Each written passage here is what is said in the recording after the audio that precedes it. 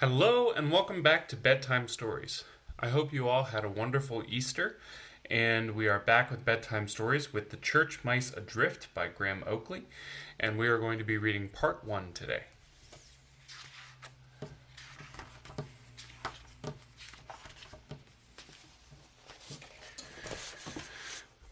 It had been decided in the town hall that Wardlethrop must keep up with the times, and so great changes were starting to take place. There were some who thought this was a very good thing.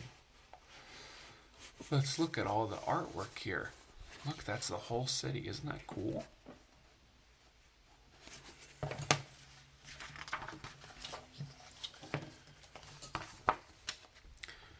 And there were some who thought it wasn't a good thing. Oh no, what's going on? Looks like a wrecking ball. Because for some, finding a new home isn't that easy. Look at that. Oh, the mice are being run out. And they have to search far and wide and look in the most unusual places.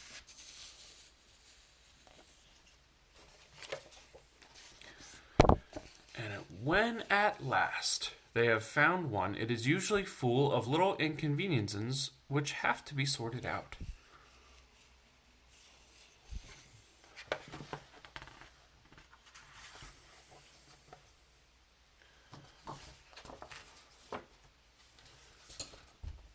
The church mice were having a nice chat about cats, and as Samson the church cat was out for the evening, they were being very rude about them, particularly ginger ones, when suddenly, oh no, look, there's mice, and who are these? Looks like rats. Their whole world collapsed about their ears. Oh no, looks like the rats are taking the mice and being mean to them. What's going on? Oh no, it looks like they're being kicked out. And who's that guy? Samson, he's walking in.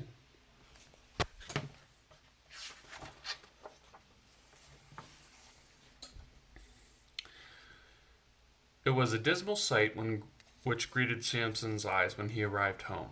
But after listening to the mice's sad tale, he decided that things weren't as bad as they looked. "Don't worry, chaps," he said, as a lightning pounce, a few quick 1-2s with the old paws, and your troubles will be over.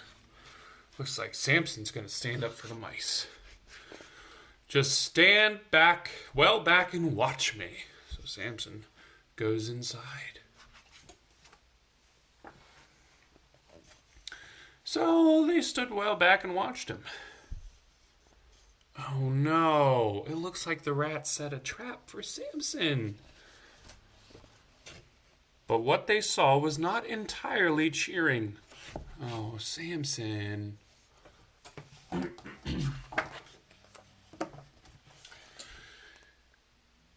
It was a wet night in the churchyard. Arthur and Humphrey tried to hearten everybody to react to reciting poems about straight backs, unbending knees, and stiff upper lips, but it was cold comfort.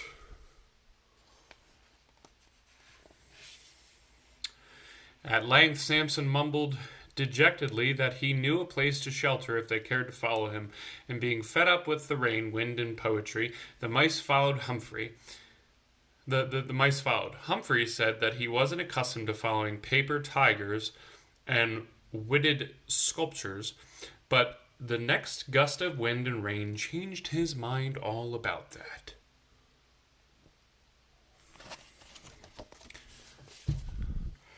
Samson led them to an empty house. It was damp and cold, but much better than the churchyard. They chose the most cheerful and least draughty room and grumbled themselves to sleep. Oh, least drafty room.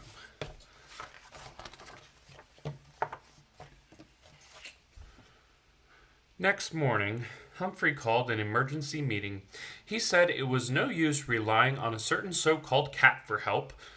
The finger of destiny had beckoned him to lead the mice in triumph back to their native vestry.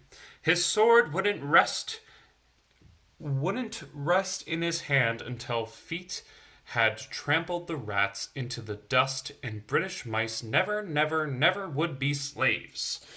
Then Arthur stood up. That kind of stuff was all very well, he said, but what was needed was an intelligent plan, and he had one. The mice must be welded into a ruthless fighting machine. He had nothing to offer them but blood, sweat, and tears, and 2 jelly beans each once they got back to the vestry. Strict military training was to start at once, with no shirking. That looks like they're going to start a little army there. Arthur, Humphrey, and 1 or 2 others well up in military matters directed operations. Samson watched for a while, and what he saw only confirmed his opinion that if the rats were to be thrown out of the vestry, they'd have to leave it to him. What I do for those mice, he sighed, as he strolled out to think up a plan, but deep down he knew it was really his own reputation he had to do something for. Samson couldn't be beaten by any rats.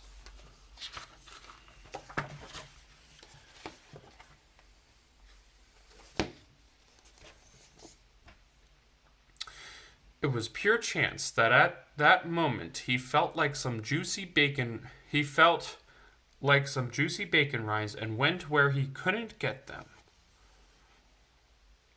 And it was pure chance that having got them and eaten them, he went down to the riverbank to digest them.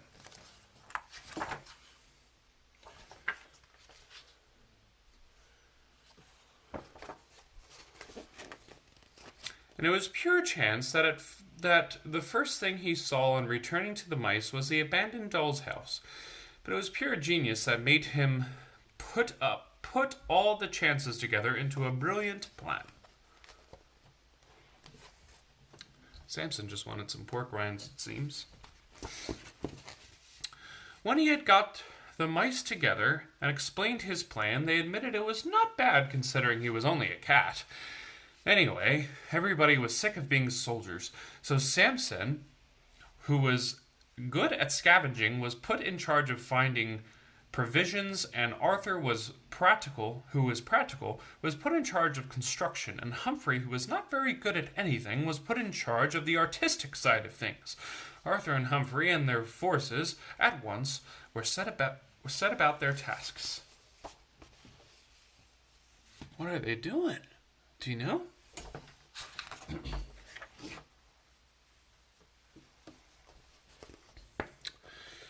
And Samson and his team went out and set about theirs. What's going on?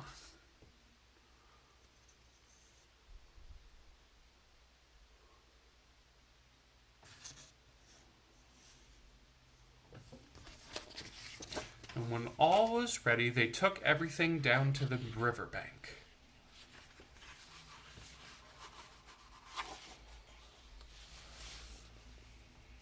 The doll's house floated beautifully, and they tied it to the bank while they went back to work inside and out.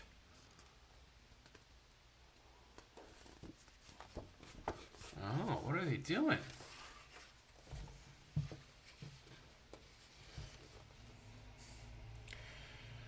When the final touches had been added, everybody stood back to admire their handiwork. Then the mice with the loudest voices were sent off to shout, "Free grub for all rats outside the vestry."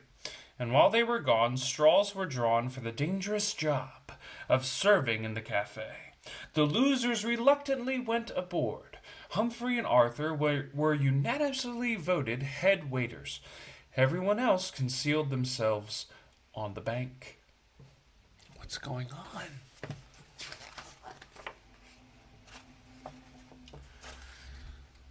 This was hardly done before the rats arrived.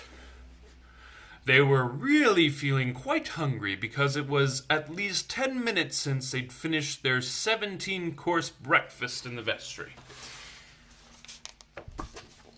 After the 34th helping, The rats felt a bit better and ready for a little after-dinner revelry. This was the moment the waiters had been waiting for. They quietly crept ashore, and if Humphrey hadn't chosen that moment to improve the rats' minds with a lecture on etiquette in the court of Lewis, and Arthur hadn't waited for him, they might too. They too might have escaped.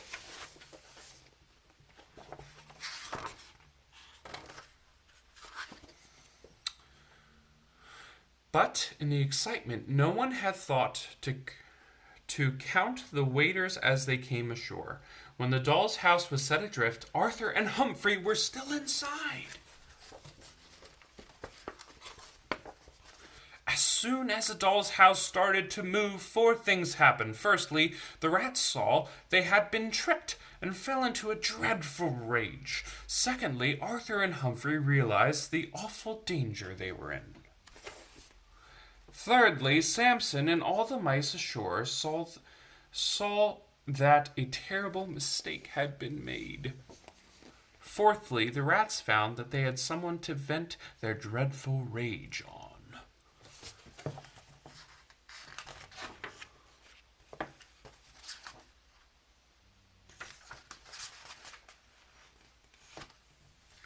But before you vent your rage on somebody, you have to catch them. And Arthur and Humphrey proved pretty slippery customers when it was a question of life or limb. Moreover, a snack of 34 helpings on top of a 17-course breakfast didn't improve a rat's nimbleness, and then the mice had a trick or two up their sleeves which gained them a breather. But dolls' houses are not large, and soon there was nowhere else to run to. The house was drifting faster and faster. If Arthur and Humphrey were to be rescued, it might be now or never. Samson saw his chance, and quick as a flash, he took it. He made all the mice who could climb follow him, because he needed a little extra weight to do what had to be done. What's going to happen?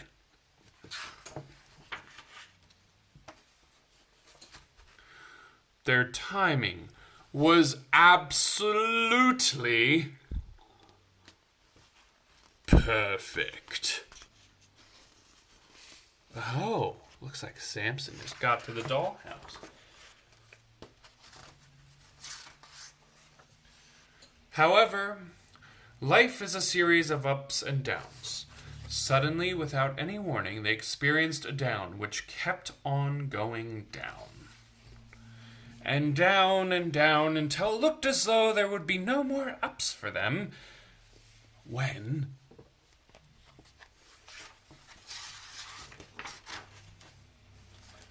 in a flash they were saved. All had ended happily, at least for the mice.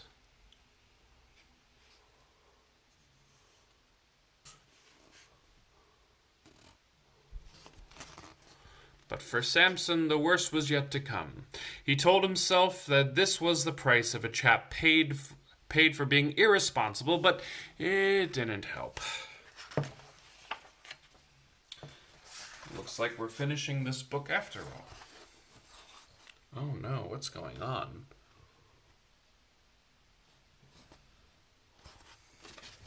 I'll let you look at the picture as I read.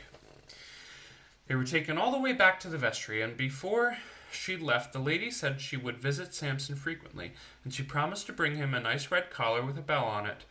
The thought put him off his food for weeks. The rats came to a very sticky end, and though not in the usual sense. The doll's house came ashore at the Worthrop Bone and Fish and Glue Company's factory, and the sights and perfumes there were more beautiful than anything the rats had ever dreamed of. They forgot all about the mice and Samson and lived happily ever after. They had left the vestry in a disgusting state. It took 4 days of hard work to make it fit for a decent mice to live in.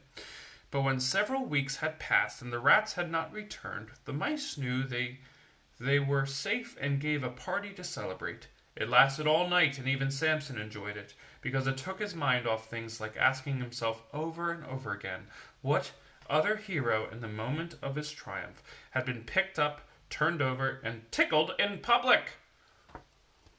He's being tickled! He never found an answer, and it was a long, long time before the mice could stop him diving under the surplice cupboard every time he heard a lady's footstep outside the vestry. The end.